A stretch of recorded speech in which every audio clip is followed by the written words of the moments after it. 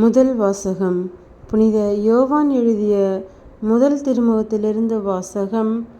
அதிகாரம் 4, இறைவசனங்கள் 19 மற்றும் அதிகாரம் 5, இறைவசனங்கள் 1 4 முடிய. அவரே முதலில் நம்மிடம் அன்பு செலுத்தியதால் நாமும் அன்பு செலுத்துகிறோம். கடவுளிடம் அன்பு செலுத்துவதாக சொல்லிக்கொண்டு தம் சகோதர சகோதரிகளை வெறுப்போர் பொய்யர்.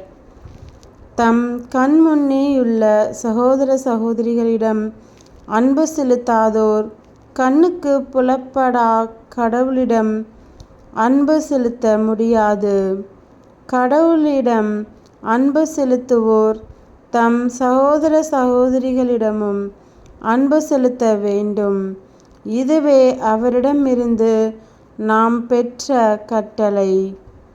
இயேசு தாம் மெசியா என நம்புவோர் அனைவரும் கடவுளிடமிருந்து பிறந்தவர்கள். பெற்றோரிடம் அன்பு செலுத்துவோர் அவர்களுக்கு பிறந்த பிள்ளைகளிடமும் அன்பு செலுத்துவர். நாம் கடவுள் மீது அன்பு கொண்டு அவருடைய கட்டளைகளை கடைபிடிக்கும் போது கடவுளின் பிள்ளைகள் மீதும் அன்பு கொள்கிறோம் என்பது நமக்கு தெரிய வரும்.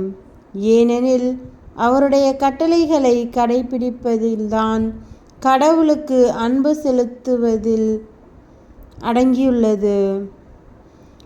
அவருடைய கட்டளைகளை நமக்கு சுமையாயிருப்பதில்லை.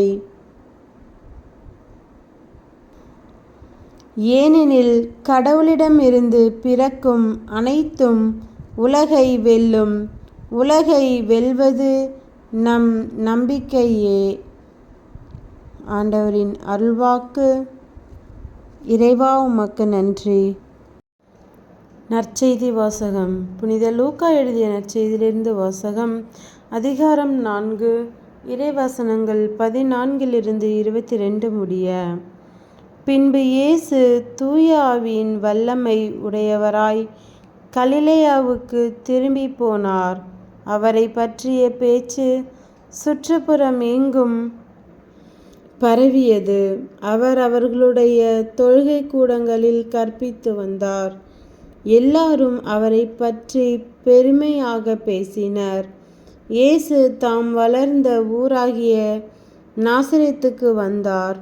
தமது வழக்கத்தின்படி ஓய்வு நாளில் தொழுகை கூடத்திற்கு சென்று வாசிக்க எழுந்தார். இறைவாக்கினர் எசாயாவின் சுருளேடு அவரிடம் கொடுக்கப்பட்டது. அவர் அதை பிரித்தபோது கண்ட பகுதியில் இவ்வாறு எழுதியிருந்தது: ஆண்டவருடைய ஆவி என்மேலுள்ளது, ஏனெனில் அவர் எனக்கு அருள் பொழிவு செய்துள்ளார். ஏழையருக்கு நற்செய்தியை அறிவிக்கவும், சிறைப்பட்டோர் விடுதலை அடைவர், பார்வையற்றோர் பார்வை பெறுவர் என முழக்கமிடவும், ஒடுக்கப்பட்டோரை விடுதலை செய்ய அனுப்பவும், ஆண்டவர் அருள் தரும் ஆண்டினை முழக்கமிட்டு அறிவிக்கவும் அவர் என்னை அனுப்பியுள்ளார். பின்னர் அந்த ஏட்டை சுருட்டி ஏவலரிடம் கொடுத்துவிட்டு அமர்ந்தார். தொழுகை கூடத்தில் இருந்தவர்களின் கண்கள் அனைத்தும் அவரையே உற்று நோக்கி இருந்தன. அப்பொழுது அவர் அவர்களை நோக்கி, நீங்கள் கேட்ட இந்த மறைநூல் வாக்கு இன்று நிறைவேறிற்று என்றார். அவர் வாயிலிருந்து வந்த அருள்மொழிகளை கேட்டு வியப்புற்று, இவர் யோசேப்பின் மகன் அல்லரோ என கூறி எல்லாரும் அவரை பாராட்டினர். கிறிஸ்துவின் நற்செய்தி. கிறிஸ்துவே, உமக்கு புகழ்.